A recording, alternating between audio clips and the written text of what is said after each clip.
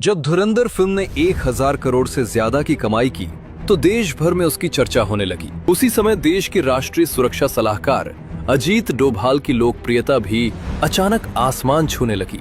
लेकिन एक तबका ऐसा भी था जिसे ये सफलता बिल्कुल पसंद नहीं आई। एक सोमवार की रात फिल्म के डायरेक्टर आदित्य धर अपनी अगली फिल्म धुरंधर 2 के कुछ सीन्स के लिए डोभाल साहब से असली ऑपरेशन की जानकारी ले रहे थे।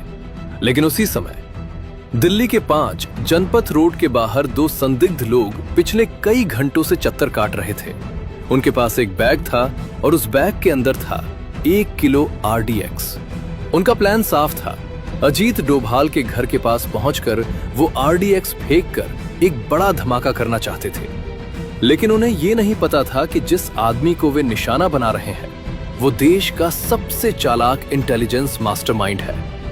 डोभाल साहब को इस पूरी साजिश की खबर पहले ही मिल चुकी थी। जैसे ही उनकी बाइक डोभाल के घर के पास आकर रुकी, अचानक अंधेरे से 2 मार्शल कमांडो बिजली की तरह निकले।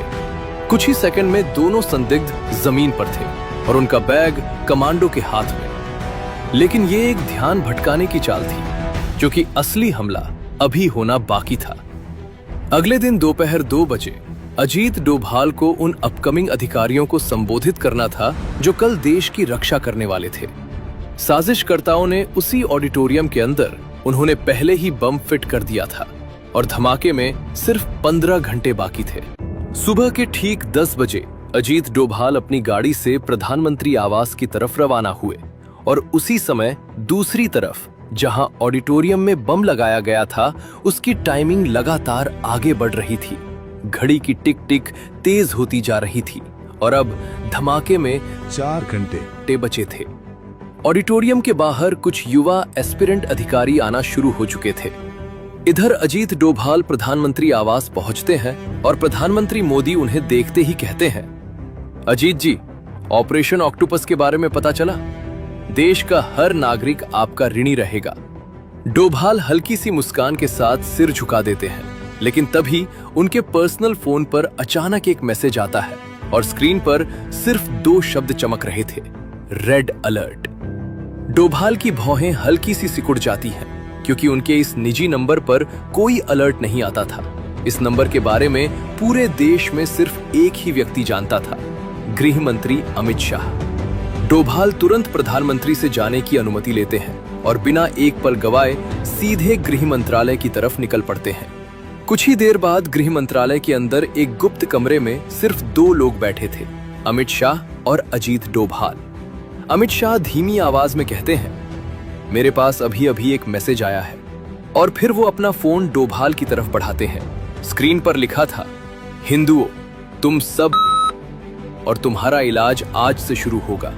आज तुम्हारे एक बहुत बड़े गुर्गे का अंत होगा। डोभाल ने दांत भींच लिए।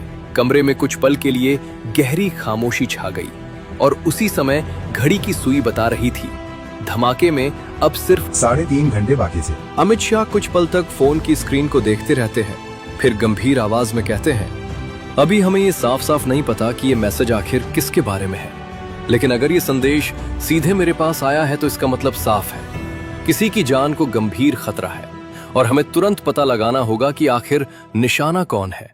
कहीं ऐसा तो नहीं कि प्रधानमंत्री मोदी पर किसी नए हमले की तैयारी हो रही हो। कमरे में एक पल के लिए गहरी खामोशी छा जाती है। अजीत डोभाल बिना एक शब्द बोले सिर हिलाते हैं और फिर तेज कदमों से गृह मंत्रालय से निकलकर सीधे अपने दफ्तर की तरफ रवाना हो जाते हैं। कुछ ही देर बाद अजीत डोभाल के ऑफिस के अंदर एक बेहद गोपनीय बैठक शुरू हो चुकी थी। कमरे में सिर्फ 3 लोग बैठे थे, अजीत डोभाल, रॉ के चीफ रवि सिन्हा और IB के डायरेक्टर तपन कुमार डेका। रवि सिन्हा धीरे धीरे बोलना शुरू करते हैं, सर, एक संभावना यह भी हो सकती है कि ऑपरेशन ऑक्टोपस की सफलता के बाद आतंकवादी संगठनों में गुस्सा हो और शायद वे बदले की भावना से प्रधानमंत्री मोदी पर फिर से हमला करने की कोशिश कर रहे हो। ये सुनते ही अजीत डोभाल की आंखें हल्की सी फैल जाती हैं। वो कुछ सेकंड तक चुपचाप रवि सिन्हा की तरफ देखते रहते हैं, फिर धीमी लेकिन बेहद ठंडी आवाज में कहते हैं, नहीं, इतना बड़ा ऑपरेशन फेल होने के बाद वे लोग इतनी जल्दी प्रधानमंत्री पर दोबारा हमला करने की गलती नहीं करेंगे। उनका टारगेट कोई और है। कमरे में मौजूद दोनों अधिकारी एक दूसरे की तरफ देखने लगते हैं।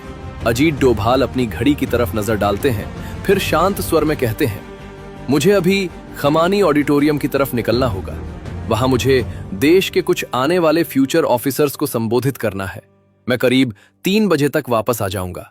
इतना कहकर अजीत डोभाल अपनी कुर्सी से उठते हैं और कुछ ही क्षणों बाद वो ऑफिस से बाहर निकल जाते हैं। और उसी समय घड़ी की सुई बता रही थी धमाके में अब सिर्फ 2 घंटे बाकी थे। धमाके से 10 घंटे पहले रात के करीब 4 बजे मुंबई के एक शानदार 5 स्टार होटल में देर रात तक एक भव्य पार्टी चल रही थी, जहां बॉलीवुड की कुछ जानी मानी हस्तियां मौजूद थीं और उसी भीड़ में कुछ ऐसे लोग भी शामिल थे जो ऊपर से तो बिजनेसमैन या सोशल सर्कल के लोग लग रहे थे, लेकिन असल में वे कुछ बैन किए गए मुस्लिम संगठनों से जुड़े हुए थे।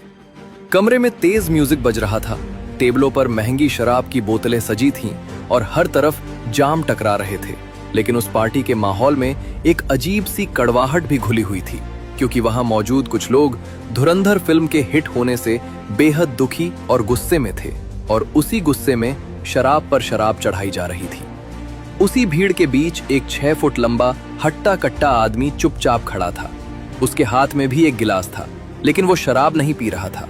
उसकी आंखें लगातार कमरे में इधर उधर घूम रही थीं, जैसे वो हर चेहरे को पढ़ने की कोशिश कर रहा हो, और उसके कान आसपास हो रही हर बातचीत पर लगे हुए थे।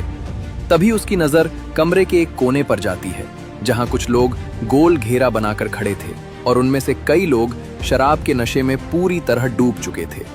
उसी भीड़ में खड़ा एक आदमी जो बॉलीवुड की दुनिया का एक काफी मशहूर चेहरा था, लड़खड़ाती आवाज में बोल रहा था, मकसद पूरा हुआ अनीस भाई। ये सुनते ही उस हट्टे कट्टे आदमी के कान खड़े हो जाते हैं।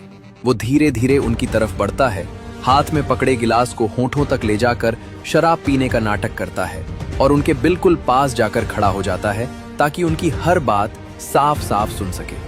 तभी अनीस नाम का आदमी मुस्कुराते हुए कहता है, हाँ भाई, कल दोपहर में कुछ ऐसा होगा जिसे हिंदुस्तान की नस्लें सालों तक याद रखेंगी। ये सुनकर उस हट्टे कट्टे आदमी की भौहें तन जाती हैं, लेकिन वो अपने चेहरे पर कोई प्रतिक्रिया नहीं आने देता, बस चुपचाप खड़ा रहकर उनकी हर बात ध्यान से सुनता रहता है। कुछ ही पल बाद अनीस उस बॉलीवुड वाले आदमी की तरफ झुककर धीमी आवाज में कहता है, जनाब पैसे लाए हैं, आपका काम कल दोपहर में पूरा हो जाएगा। ये सुनते ही वो बॉलीवुड का आदमी अपनी कुर्सी से थोड़ा आगे झुकता है और नीचे रखा हुआ एक भारी बैग उठाकर टेबल पर रख देता है। बैग की चेन खुलती है और अंदर नोटों की गड्डियां चमक उठती हैं। पूरा 1 करोड़, वो आदमी मुस्कुराते हुए कहता है। टेबल के आसपास खड़े बाकी लोग नशे में झूमते हुए हंसने लगते हैं, लेकिन अनीस बिना ज्यादा प्रतिक्रिया दिए बैग को बंद करता है, उसे उठाता है और आराम से होटल से बाहर निकलने लगता है। वो हट्टा कट्टा आदमी भी चुपचाप कुछ सेकंड बाद होटल के बाहर निकल आता है। अनीस अपनी कार में बैठता है और तेजी से वहां से निकल जाता है।